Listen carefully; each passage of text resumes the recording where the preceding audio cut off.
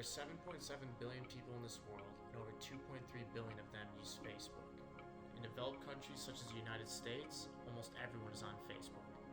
Nearly every successful business, independent contractor, hobbyist, or freelancer uses it to their advantage. Whatever you use it for, it's important to understand just how much has changed over the years. The raw code, the algorithms, the functionality of the platform, and now app. Back in 2009, if you posted something, you could post with confidence that your entire network would see it. These days, you'd be lucky if 20% saw it. My name is KJ Eichstead, and today we're going to talk about Facebook groups. I've spent thousands of dollars advertising with Facebook. I've studied marketing at universities in America and Europe. I've consulted for a lot of businesses in a variety of industries. I've studied the stats, researched the algorithms, and analyzed the results. Here's what I've learned. In the year 2019, there are two effective ways to get your face, your service, or your product in front of customers. The first is pay to play. Spend money, set up targeting, and trust that Facebook will handle the rest. The second, Facebook groups. In this video, I'm going to teach you the ins and outs of Facebook groups, what they are, how to use them, what to post, and how to convert. I'll be walking through an example and sharing my best secrets. By the end of this video, you'll be equipped with the knowledge to take advantage of this powerful tool.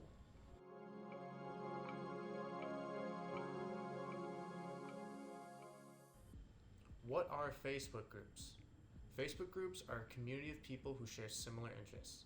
They're online conversation hubs where people actively post and converse with one another about the same topic or interest. There are groups for sports teams, groups for musicians, groups for schools, groups for restaurants, groups for homeowners associations, literally anything you can think of. If you like something, odds are one of the other 2.7 billion people that have used Facebook have created a group for this topic. If not, you have the power to create that group and run it how you please. So let's walk through an example. I'm going to show you guys where Facebook groups are located, and then we're going to go from there. So you're going to open up a new tab in your browser, and you're going to go to Facebook. If you look to the lower left of the screen, Facebook groups are going to be located right below the Explore tab. So as my mouse is circling it, let's go and click on Facebook groups. As you can see, there are some suggested groups based upon your activity, and there are also categories. So here are the suggested groups. You can join them like this. And here are the categories that cover a broad span of topics. Now maybe you'd want to start off with the categories and then find your group that way, but maybe you have a more specific idea in mind in which you might want to search it in the bar up here. So let's type in, for example, Homeowners Association. You type that in and you see these options on the top of your screen. You're going to scroll to the right until you click Groups. So I'm going to circle it with my mouse right here. Let's click on Groups. Here you'll get a list of all the groups that appear for the homeowners associations. So upon initial glance, there's not a lot for homeowners associations, so this could be an opportunity. We'll talk more about that later. Just for example purposes, let's type in a few more ideas. So let's try typing in restaurant owners. Restaurant owners, several groups come up as well. You can see how many members are in a group. You can see how many posts are posted a day. And you can see a little bit of a description as to what this group is about. And that might help you guys in terms of deciding whether you want to join this group, which you can do via this button on the right, the Join button.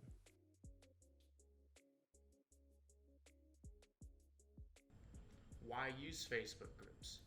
Facebook groups stand alone as the single most effective free option for those using the platform to market their business and reach new audiences.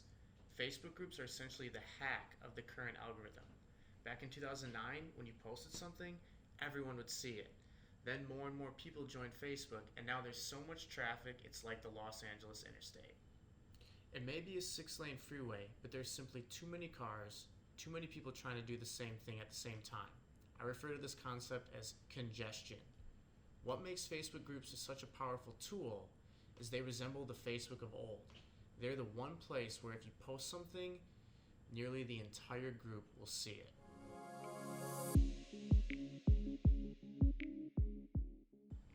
How can you use Facebook groups? There are two approaches you can take when it comes to Facebook groups.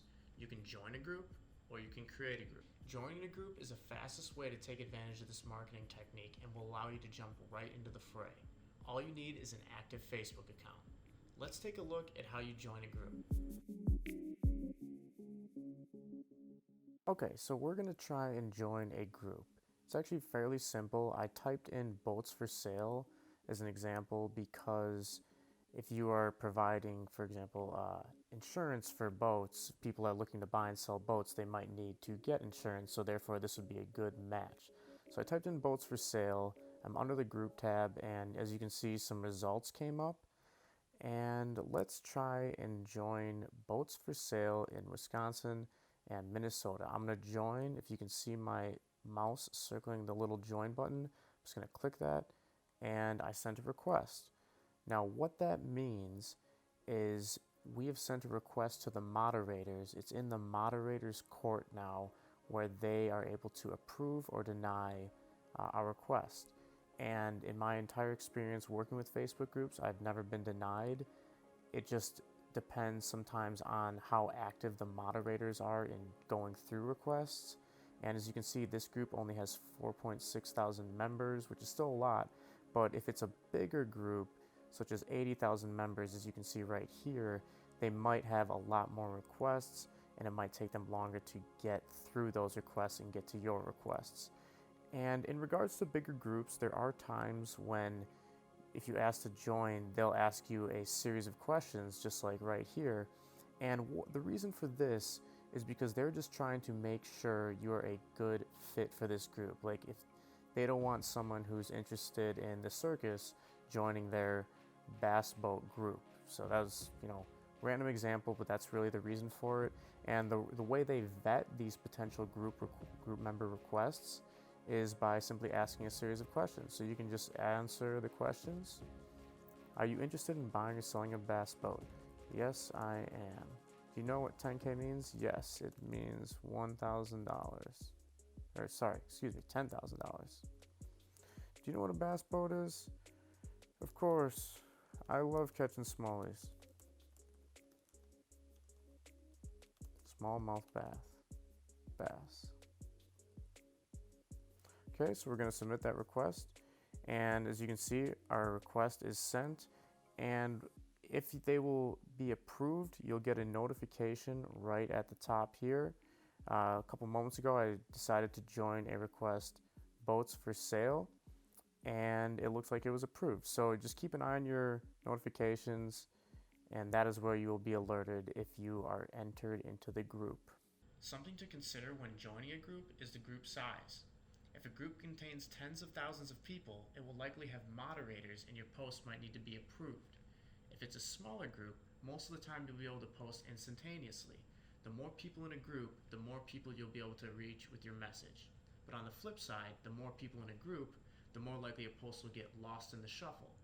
That's why we recommend joining a variety of groups that vary in size. Once you're a member, there are several ways to benefit from your newfound community. It's extremely important to understand that you will get out what you put in. If you're inactive, negative, or simply not contributing any value, your experience will reflect as such. We recommend taking the thought leader approach, where you provide valuable insight via content, conversation, or interaction within the group. It's important to be strictly positive, posting valuable content, but not post too much, and engaging with others via likes and comments. This might require 5 to 10 minutes every day or every other day. Once again, you get out what you put in. Let's take a look at how we might interact within a Facebook group.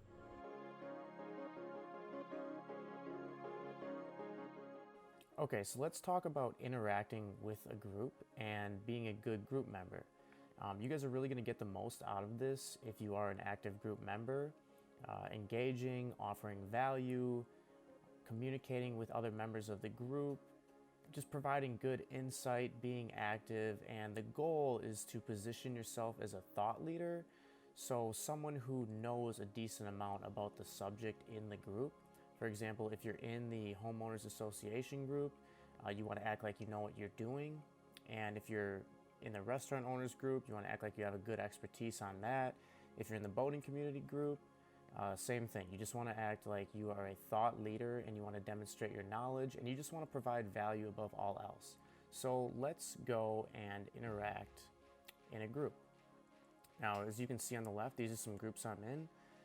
Kygo is one of my favorite musical artists, so I'm going to interact with this group by posting a photo. I'm going to say, this is one of my favorite pictures of Kygo. What did you guys think about his new song today with Whitney Houston?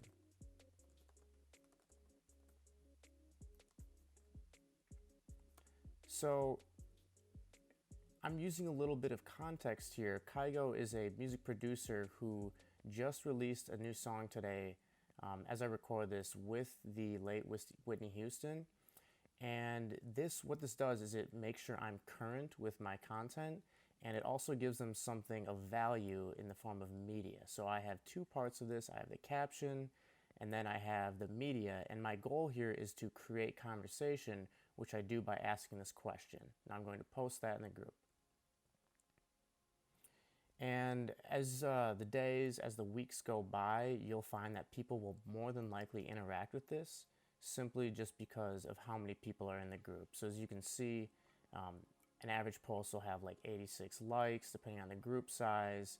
There's just plenty of interaction to go around. So here's an example of that song I was just referring to, Kygo, Whitney Houston. I kind of made my post about that to just keep it relevant, make it seem like I'm in the know, which I am in the know, but I'm just providing value to this group. Next, let's go back. That was a photo. Let's do an example of a video. So this group is called New Music on Spotify and iTunes. And we just released a musical project of our own, which my end goal is to get people to, oh look, someone already liked our Kygo post already. My end goal is to get people to check out my content and hopefully convert them over on Spotify to listen to our project. So what I'm going to do is I'm going to add a piece of media. This is going to be a video.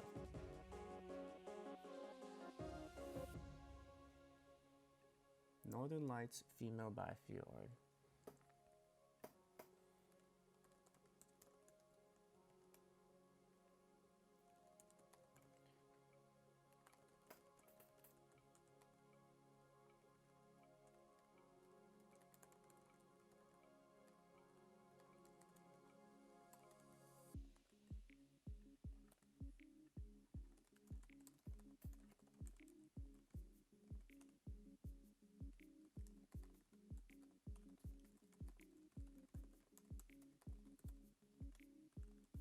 I'm going to tell them what to search on this other platform, and I'm going to tell them, I'm just going to make it easy for them. That's a strategy I want to really emphasize to you guys when writing your stuff down, when making your captions. Just make it easy for them, so when you are trying to convert them to a different place, such as a website, or such as in this case Spotify, they're just going to have an easy time with it, and they're going to know exactly what to do.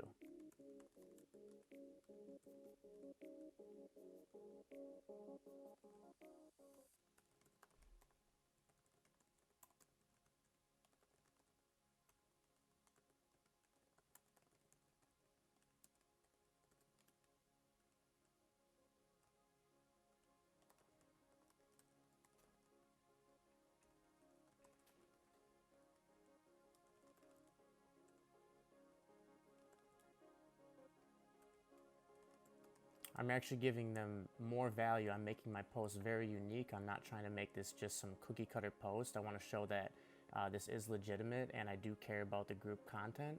So I'm actually going to give them the track list as well here.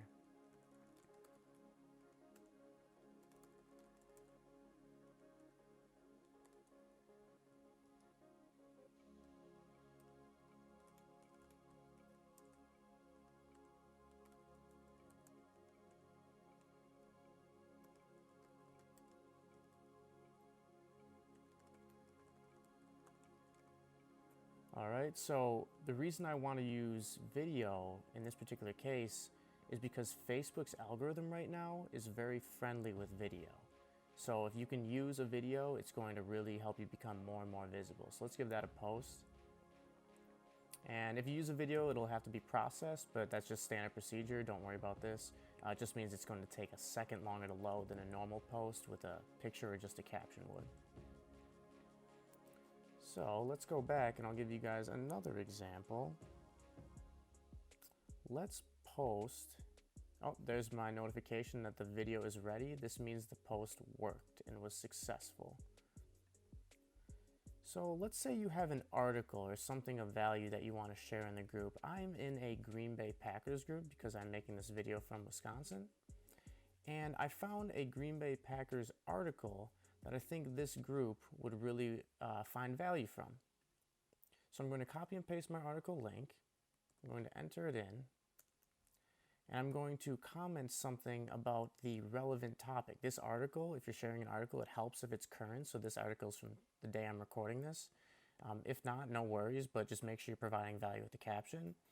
Excuse me. So I'm going to try and stoke some conversation with this.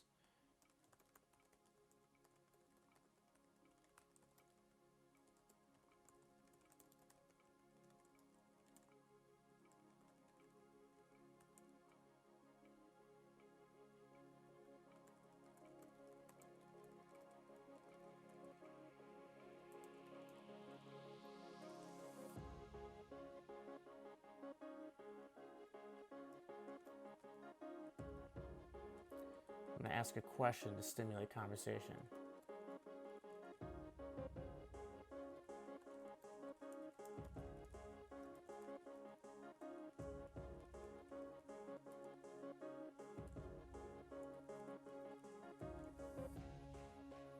And I'm going to post this. So this should, as you can see, my link went away, but it's going to make it really easy for people to just simply click on this article and get a valuable article from today. I'm tailoring it to my audience. This is a group for Green Bay Packer fans. And yeah, I'm just kind of stoking some conversation, being a good group member, providing value, and just furthering the conversation. People in this group would like to talk Packers, and that's what I'm trying to do with them. So now let's, beyond just posting in a group,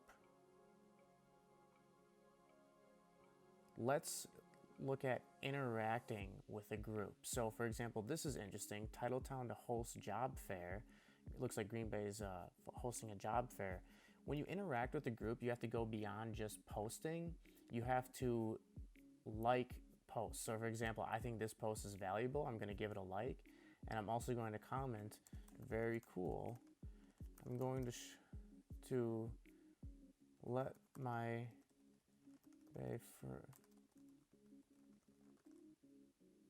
Green Bay friends will absolutely love this.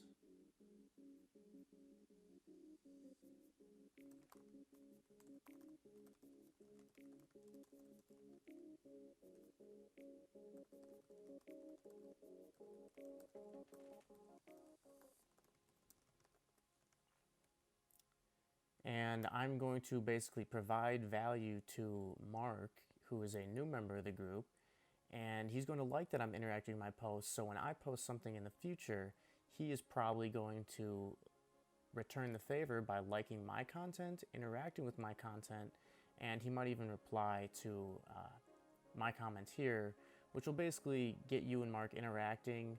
And the hope is that, you know, you guys become more familiar with each other and you start to build this relationship, as with anything.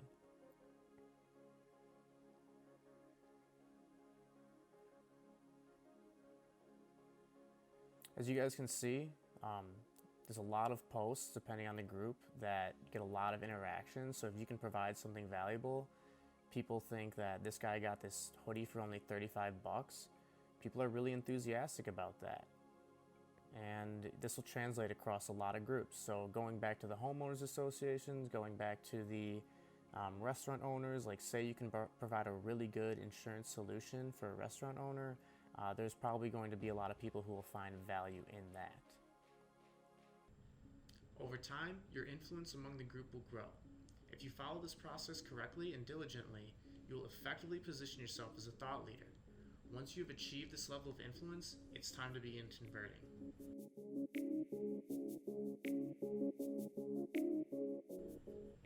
How to convert as a member. While you are actively engaging in Facebook groups relevant to your business, it's equally important that your personal Facebook profile makes it easy to identify what you do. If you specialize in a certain type of insurance, that should be easily conveyed to an outsider checking out your profile for the first time. What will happen is when you make an insightful comment or share a valuable piece of content, people will like your content, comments, and this will result in them checking out your profile. If they like what they see and they have a need for what you do, then they will feel comfortable reaching out to you because of the expertise and value you've displayed in the group. This is the pull market aspect of converting and will need to be supplemented by the push aspect. If you have demonstrated your value to the group by following the procedures above, most of the people you send friend requests to will accept, and now you're connected with them not only in the group, but as friends. From here, they'll be able to see what other value you share in your personal profile and become even more familiar with what you do and the services you offer. Once you feel confident enough, shoot them a message saying you've noticed their activity, their interests, and would like to get together for a coffee, for a beer, or to simply chat over the phone or via video conference and learn more about what each other does.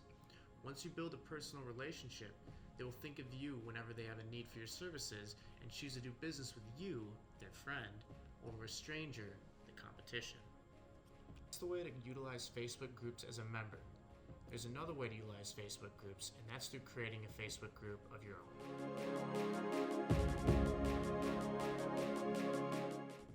Creating a group takes minutes.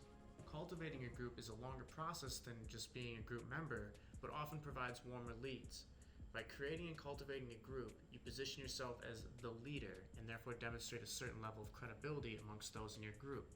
This will allow your words to carry more weight, and you'll have full posting control. Let's walk through creating a group. Okay, so I'm going to show you guys how to create a group here. We're going to click on groups, and on this kind of home group hub, there's this big green button that says create group. So I'm going to click on that. And here you have some options. So I'm going to title this group like Test Group 1. Now, depending on what you guys are going for, you might want to give it a name that makes it easy for people to understand what your group is about, so that when they join it, they have a good idea of, just what this group is about. So let's say home or boat owners in Wisconsin. Or you could say restaurant owners in Wisconsin. This literally could be anything you guys are going for, but just make sure the title is something that's clear and easy to understand. So I'm going to go back to Test Group 1. And below that, you can add the names of people you'd like to invite to this group right off the bat. So, because this is a test group, I'm going to invite my brother, Alex Eichstead. Now, you can invite people, as many people as you want, but because this is a test group, I'm just going to invite one person. And what will happen over time is if your group is a good group, if you're posting value, if there's good conversation, people are going to join your group, and not only that, but they're going to invite their friends to group as well. So, see this little icon right here? You're able to personalize your invite with a note, and what this will do is it'll give you guys higher conversions of people who are joining your group. So let's say, hey Alex, I created a group about XYZ. I really think you'd find this interesting. Please accept my invitation to join.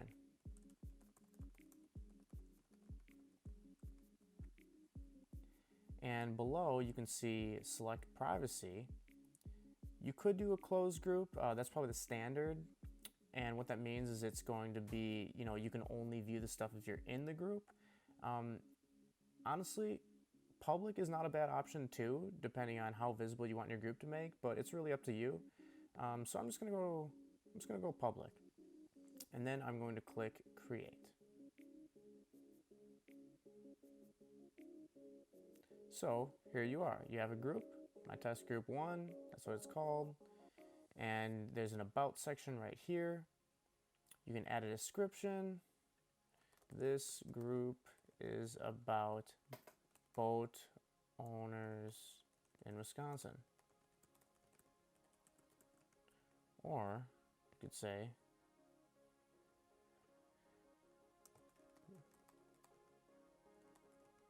buy, sell, trade, get connected to the best insurance deals, anything else that is relevant.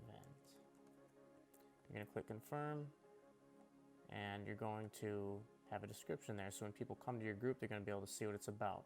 Now, the more you personalize your group, the more you improve its presence, the more you improve its just overall look and feel, the more people are going to like your group. So let's say if I was creating a music group, I'm going to put a photo, so I actually have a cover photo up there instead of just a blank thing. And that's going to give my group a little better look and feel. People are like, wow, that's a really cool photo. I really like that. I'll look at all that water. I could really sail a boat on there. And all sorts of stuff. Just the more you put into this group, the more likely that people will like it and people will interact with it, and then you'll be able to build relationships with these people and just get to where you want to go, achieve your end goal of converting them. So that is pretty much it as far as creating a group. I encourage you guys to try this yourself and see where you can go.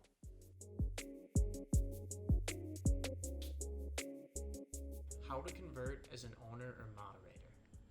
Converting as the owner of the group is a bit more simple. Not only do the same processes discussed before apply here, but you'll also be able to let people know of your services without having to worry about moderators screening your posts. It's important to understand that letting people know of your services can be a fine line, as people are usually on Facebook during their free time and aren't always looking to be sold something. An effective way to do this would be to position yourself as an active thought leader, have your personal profile convey what you do, and organize an event or a meetup you're hosting for group members. I'm thinking of hosting an event to talk about XYZ. Would anyone be interested? If you correctly bring value to the group and they respect your thoughts and content, getting people to attend should be no problem. From there, you're able to conduct the event and meet these people in person, kicking off a personal relationship and becoming their guy. Another way to do this would be to host a live Q&A video where you answer member questions, bring them value, and ultimately cultivate the relationship, allowing for you to add them as friends, set up a time to meet or talk over the phone, and determine if they're fit to do business together. Pros and cons of joining a group versus creating a group. Universal pros: Facebook groups are free and by far the most concentrated, engaging conversation hubs on the platform. Joining a group. Pros: the group is already established, so you don't have to worry about membership. Cons: might have to deal with moderators, might not be exactly the perfect fit of what you're looking for, although there are groups for almost every niche, and you'll have to establish thought leader status. Creating a group. Pros: complete control of member entry and content. You can also create the exact type of group you want as it pertains to your business. Thought leadership is implied. Cons: you'll have to build your group from the ground up versus joining an already established group. It will take more time than joining a group, but the members will be warm leads.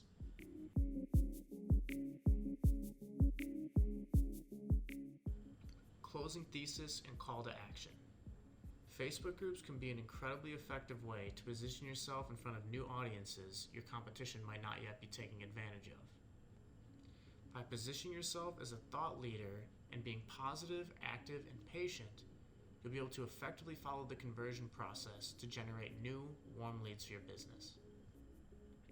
At the end of this sprint, we recommend you join 3 to 5 groups and create your own group to run that is specific to your niche. That way, you'll be covering both strategies and get started tapping into new markets not previously considered. The great news is that your content will likely be relevant to most or all the groups you're involved with, and that will allow you to reach multiple audiences with a single piece of content, saving you time on that end. Thank you for watching, and best of luck.